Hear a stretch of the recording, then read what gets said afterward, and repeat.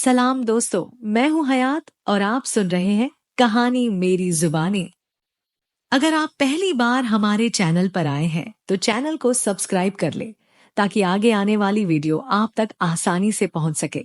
और वीडियो पसंद आए तो लाइक करके शेयर जरूर करें। तो चलिए शुरू करते हैं कहानी मेरे पॉइंट्स ऑफ व्यू से। मेरा नाम हयात है और मैं पेशे से एक ट्रक ड्राइवर हूँ और कई सालों से अलग अलग राज्यों में माल लेकर घूमती रही हूँ। मैंने बर्फीली पहाड़ियां, वीरान रेगिस्तान और सड़कों के बीचों बीच घने जंगल देखे हैं, लेकिन जो अनुभव मुझे मध्य प्रदेश के छाया ढाबा पर हुआ वो आज भी मेरी नींदें उड़ा देता है। ये बात सितंबर 2022 की है। रात के करीब 1:30 बजे होंगे जब मैं भोपाल से शिवपुरी की ओर एक ऑर्डर लेकर निकली। मौसम साफ था, हल्की ठंडी हवा और झिंगुरों की आवाज साइड मिरर के बाहर गूंज रही थी। मैंने रेडियो ऑन किया, लेकिन सिग्नल कट कट कर आ रहा था। पेट में भूख की हल्की सी टीस उठी तो सोचा कि पास कोई ढाबा दिखे तो रुक कर कुछ खा लूं। तभी दूर से एक हल्की सी रोशनी दिखाई दी। एक पुराना सा ढाबा, टूटी फूटी बेंचें, एक टेबल पर लाल लैंप जल रहा था। छाया ढाबा, यही लिखा था जंग लगे बोर्ड पर। जैसे ही मैंने ट्रक रोका, एक अजीब सा सन्नाटा महसूस हुआ। हवा एकदम स्थिर हो गई थी।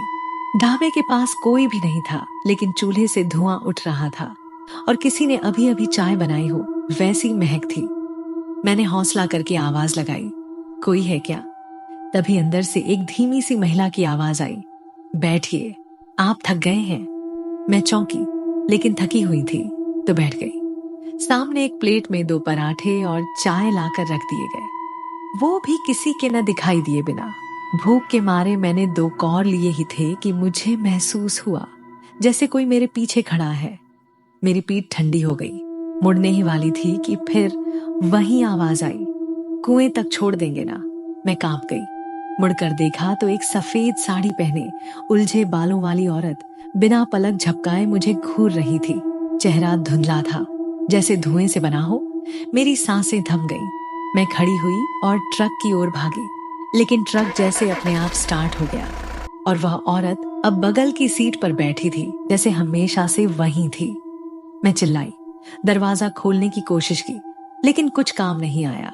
ट्रक खुद चल रहा था और जैसे ही हम उस पुराने कुएं के पास पहुंचे, ट्रक रुक गया। वो औरत मुड़ी और बोली, हर साल कोई ना कोई तो लाता है मुझे यहाँ। और पल भर में गायब हो गई। ट्रक की लाइट बंद हो गई, इंजन भी, पूरा अंधेरा। मैं बेहोश हो गई। सुबह करीब 5 बजे मेरी आंख खुली तो मैं वहीं ट्रक में अकेली थी। ट्रक की खिड़कियों पर अंदर से पानी की बूंदें थीं और सीट गीली थी, जैसे किसी ने घंटों वहां बैठकर रोया हो। उस दिन के बाद मैं कभी उस रास्ते से नहीं गई। छाया ढाबा अब गूगल मैप पर भी नहीं दिखता, लेकिन जो लोग उस इलाके से गुजरते हैं अब भी कहते हैं कि एक औरत सफेद साड़ी में लिफ्ट मांगती है और जो भी उसे कुएं तक छोड़ देता है वो फिर कभी पहले जैसा नहीं रहता। तो दोस्तों, ये रही कहानी मेरी जुबानी। आपको कैसी लगी कमेंट करके जरूर बताएं। और अगर आपने अभी तक चैनल नहीं सब्सक्राइब किया है तो जल्दी से कर लीजिए, क्योंकि आपका ये सहयोग हमारे लिए बहुत मायने रखता है। धन्यवाद।